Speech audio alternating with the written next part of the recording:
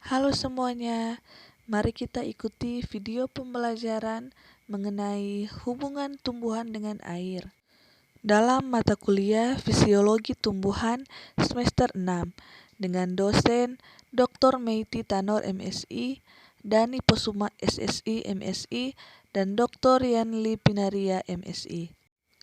Yang pertama, sifat air dan pentingnya bagi tumbuhan.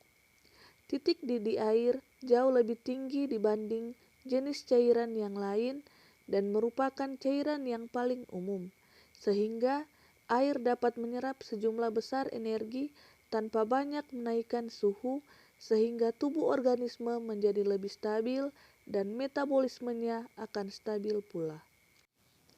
Air mempunyai titik densitas maksimum pada 4 derajat Celcius.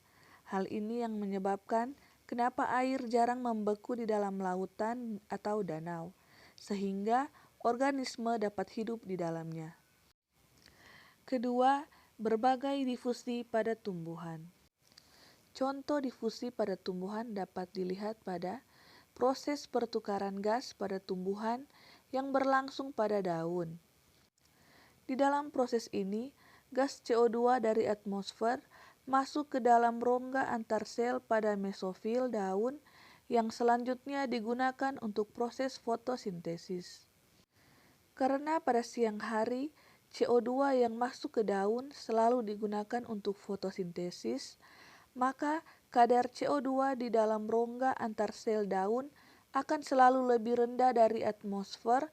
Akibatnya, pada siang hari akan terjadi aliran difusi gas CO2 dari atmosfer ke daun.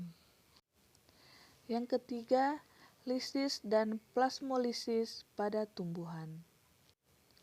Lisis adalah ketidakseimbangan tekanan osmosis antara tekanan lingkungan dan tekanan dalam sel.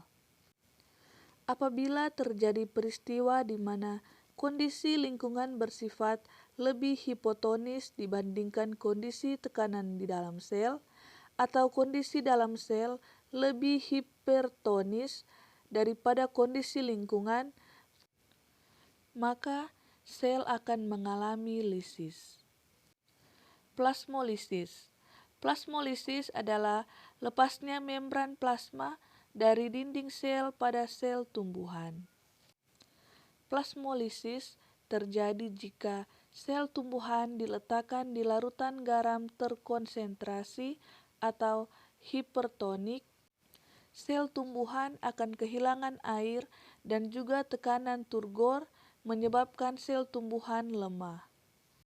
Selanjutnya, perbedaan antara transpirasi dan gutasi.